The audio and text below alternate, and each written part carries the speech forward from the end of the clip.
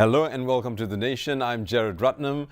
Have you ever heard of a gut feeling or butterflies in your stomach? Well, now these sensations emanating from your belly suggest that your brain and gut are apparently connected. Now what's more is recent studies show that your brain affects your gut health and your gut may even affect your brain health. Now here's yet another question. Have you heard of IBS? Well, if you don't know what IBS is, let us let you in on it with a little video. Let's play this video and we'll come back and talk about the brain-gut connection. Yes, IBD, I'd be confused too, if I were you. So why are we talking about IBS anyways? Well, because it's a common condition that affects the colon. And I'm pretty sure, if not yourself, you will know somebody who's got the symptoms or even this label on them. Now, what is IBS really? IBS stands for Irritable Bowel Syndrome. What it's not inflammatory bowel disease. That we'll discuss another time. IBS. What symptoms can you get with it? It's often associated with abdominal pains, bloating, sometimes diarrhea, constipation, sometimes alternating between the two. It's often more significant or often more severe at the end of the day, but it's never at night. Important fact. What causes it? Well, it's basically the function of your colon has been disrupted for whatever reason. It could be the colon is contracting too long for too tightly, leading to diarrhea. It could be too lax, leading to constipation. It could be the nerve endings of your colon firing too early, leading to more pain with little gas accumulation. Or even a consequence of a diarrheal illness leading to post-infective IBS. And very commonly, it is a disruption of your bacterial balance.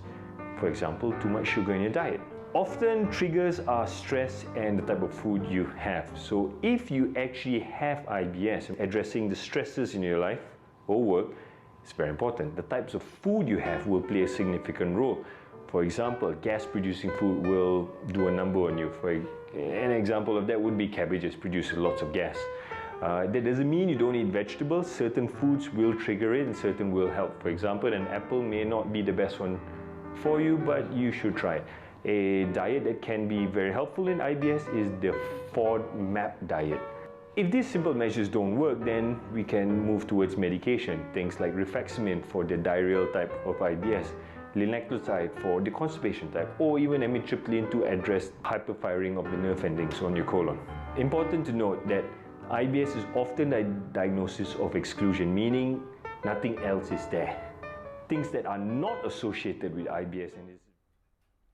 Well, if you want to know more about that, go to drprabhjot.com. We'll super that on the screen for you later on. But the communication system between your gut and brain is called the gut-brain axis. Joining me on The Nation is Dr. Prabhjot Singh, a much sought after gastroenterologist right here in the federal capital. Thanks for joining us on the show. Good to have you back again. Thanks. No, it's really odd. No, when every time you start the show, off the show, we're off the airwaves, we're talking like we're shooting the breeze, and then when we get on, just to get that conversation started, it takes a while. Yeah. But the reason I brought you in was to talk about this gut-brain connection. Now, everyone's talking about it. Everyone's approximating, things about it. But what is really the whole gut-brain connection, bro? Well, it's quite new, really. Actually, it's a new developing field, so we know a lot, but a lot we do not know.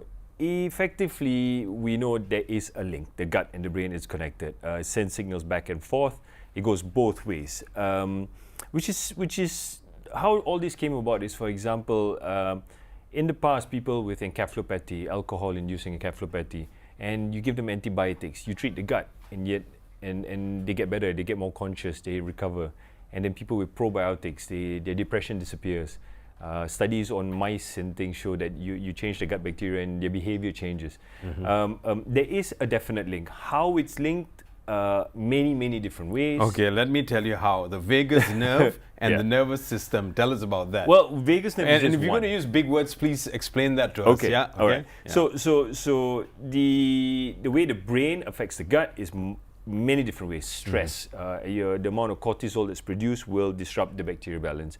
The vagus nerve is like a train track, a wire that goes from the gut and back up, goes both ways. Mm-hmm. But there it is.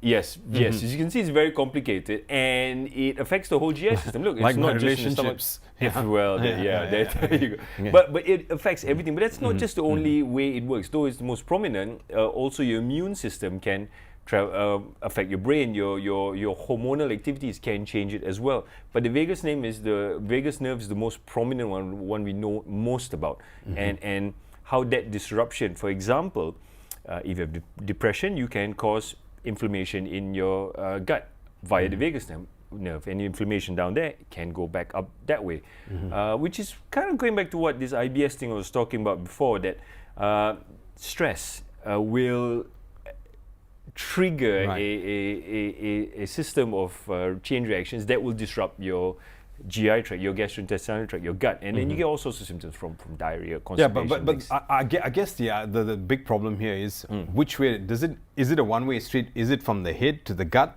or the gut back to the head? No, it's both ways. Now, has this been proven? Yeah, on studies, not exactly saying, right, we do something and then we see this thing happen over there, but more along the lines, mostly animal studies, that we change the gut bacteria, give them probiotics and things like that, the behavior changes.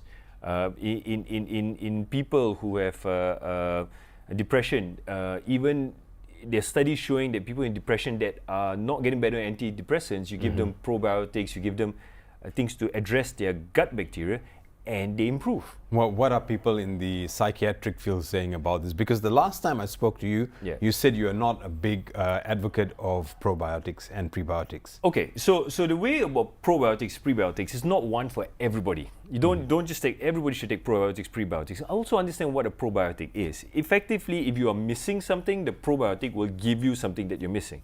A prebiotic will just increase what you have. So, in this respect, if your gut has the good bacteria, you give a prebiotic, it will increase the number of it, the biodiversity, just more of the same. You have a probiotic, you get more variety.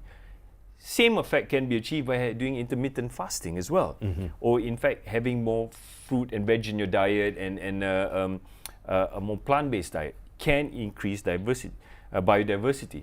Probiotics are good in certain situations. Right, but you're opening another can of worms also. If you talk about intermittent fasting, there's a lot of different opinions on that, but we won't go there. Okay, let's come back to this first. Yeah. One thing I will say about intermittent fasting, it works more effectively if you fast at night. And that's evidence-based as well. It's not someone's point of view. So if you fast at night, but if you're suffering from gastritis, or if you have your GERD problems, best get them addressed first before you go so down. You shouldn't. Get some normality first before you increase. So the reason why I want to talk about this today is simple. Everyone's talking about it. It's now the new buzzword in the news, in the media. Everyone's talking about mental wellness. You know, have a sense of wake up, do something. You know, everyone's giving you a very cliche, what do you call that?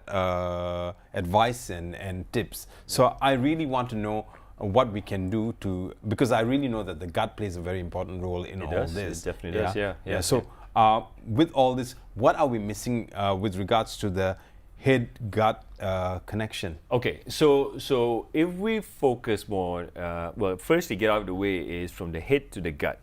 That can be primarily your IBS and gastritis thing. The stress will increase more gastric acid production because of the cortisol levels, the normal steroids.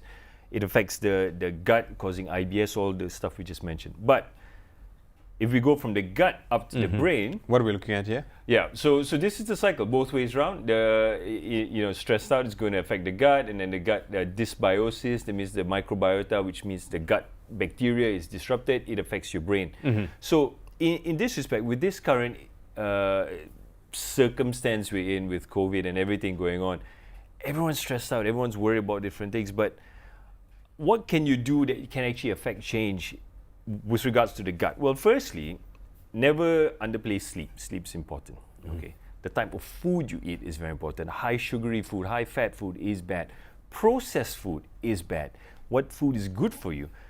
Fiber. Why is fiber good? Because fiber is the food your gut bacteria needs, and it will produce the short chain fatty acids that your body needs to send good signals, and this will actually improve your mood. Don't get me started on this sort of thing, but I will say this, that the gut bacteria can actually produce neurotransmitters that release serotonin and GABA and all, which is sort of the happy hormones kind of thing, make you feel better. Right. And all you got to do is actually eat more fiber. Where's the fiber? Actually, most fiber is in nuts, but plants, whole foods. If you really need probiotics, have it, but eat good, wholesome food. Yeah, the reason why we've gone, when we talk about the gut and mental well-being, every time you walk into a pharmacy, everyone's throwing probiotics at you. Of course. All the time. Yeah. And this, everyone now thinks that, it's a default thing to have a probiotic bottle at home. Yeah. Now it's not. It's not. I mean, the evidence for most of probiotic work were done on children.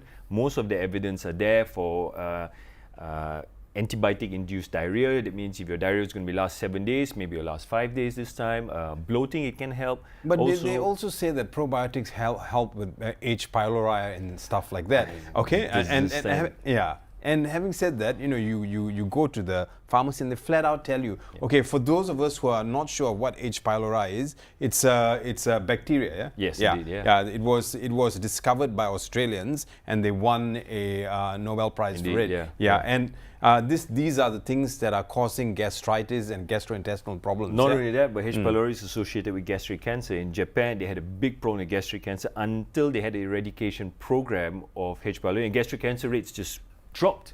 So having H. pylori is not a small thing. Right. But the evidence as to a probiotic working towards that is not very strong.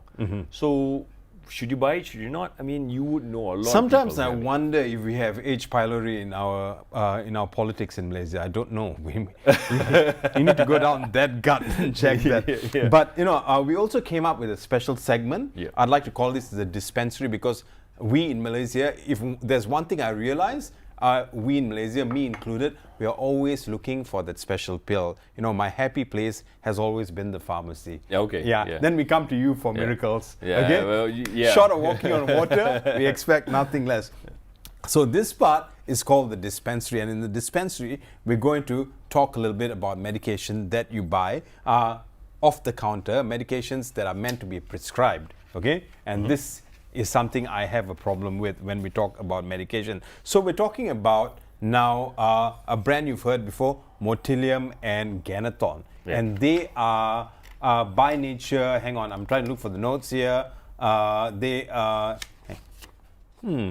prebiotics. Okay, so Motilium versus Ganaton, prokinetic drugs. Yeah. Okay, tell us what prokinetic drugs does. Effectively, Because when you go to pharmacy, they're giving you stuff like this. Of course. Okay. I mean, before you buy a drug, you need to know why you're taking it and avoid drugs if possible. But prokinetic drugs basically helps empty your stomach. That's all it does.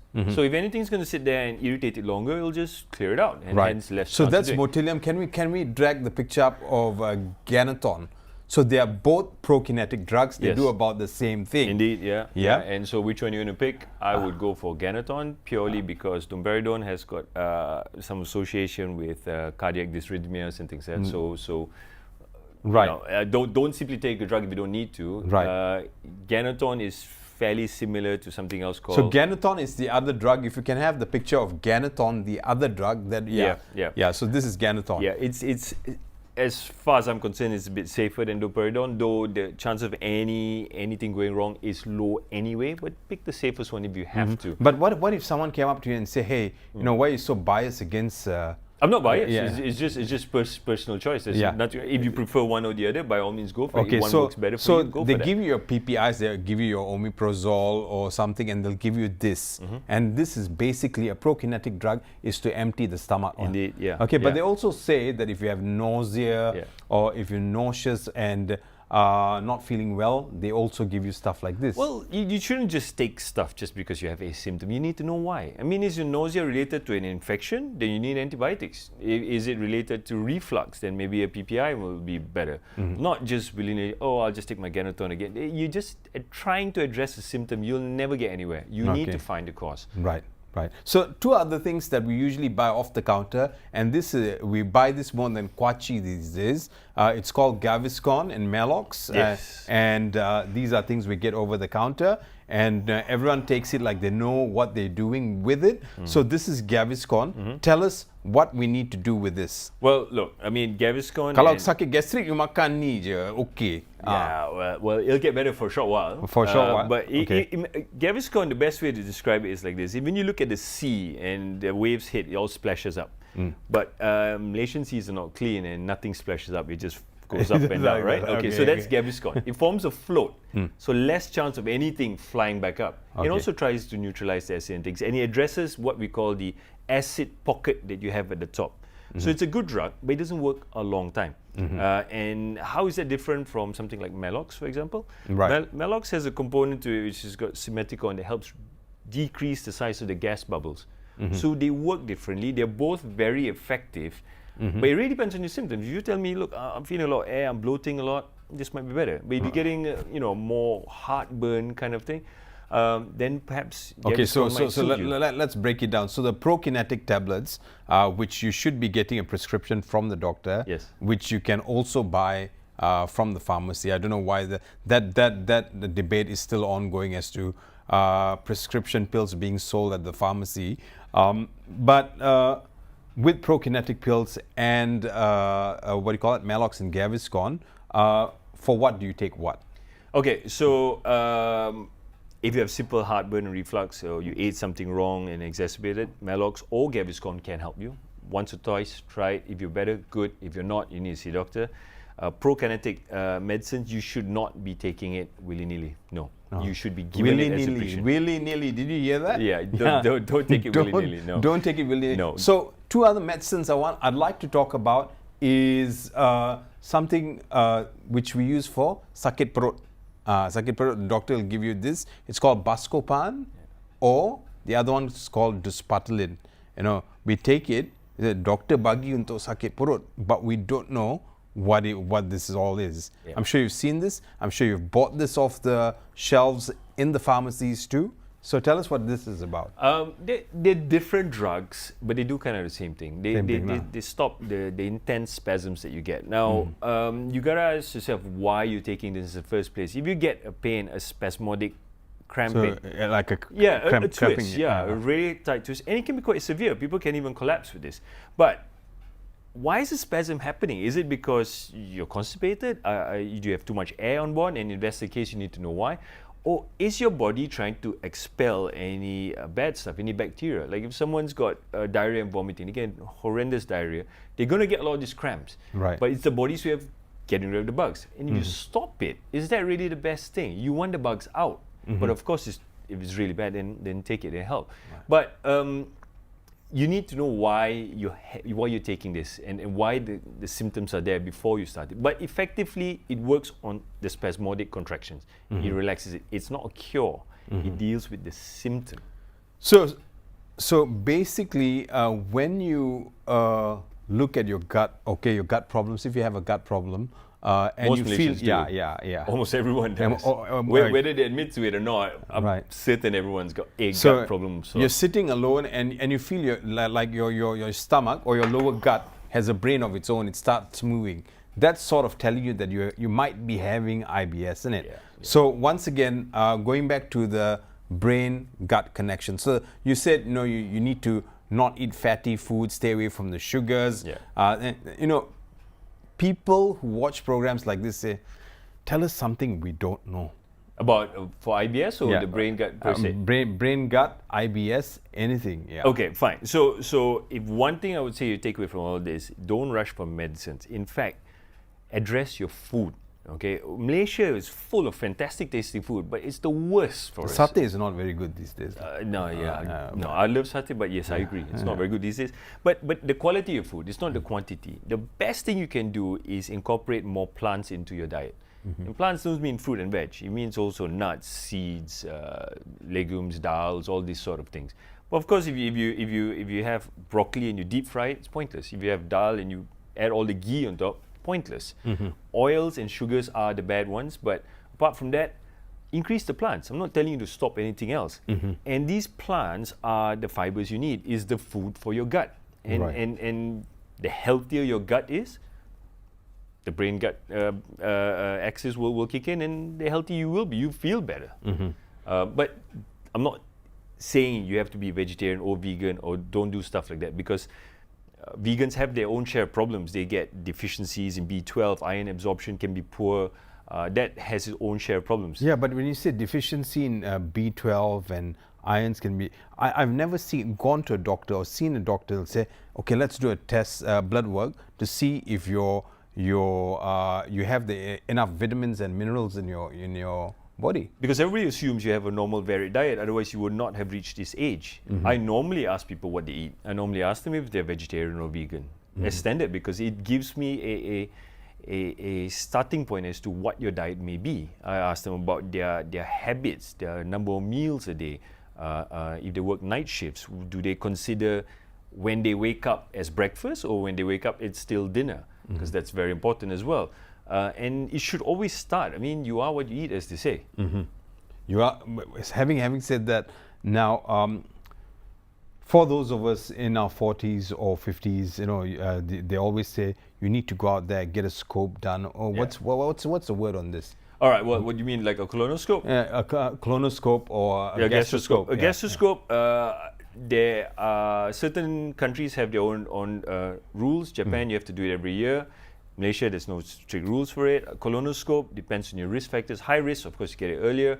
But as standard, it will be about 50 and 45 for some countries as well. They moved it down because of risk of colon cancers, and it can be prevented.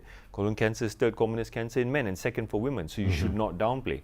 A quick scope is not a terrifying procedure in any way, shape or form. Right. But on the flip side, don't go rushing and ask for a scope every 2 years. It's the wrong thing to do. Yeah. Well, here's a very interesting thing about medicines. Like PPI has been used for the longest time. You had your Losec, which is now known as omeprazole. You are off the shelves, you get generics, just so many different kinds of generics coming from Canada, from Japan, from India, whatever. But having said that, there are other classes like pantoprazole, there's omeprazole, pantoprazole, rabeprazole, the list goes on. Sure. Having said that, is that the only arsenal gastroenterology has? Okay. After so many years, we're still using the same old drugs. Well, you mean with regards to gastritis? Yeah. Okay, look, these drugs work to reduce the amount of acid that's produced, and your stomach has to heal by itself. There are other drugs out there, but you need to know why you're getting the symptoms.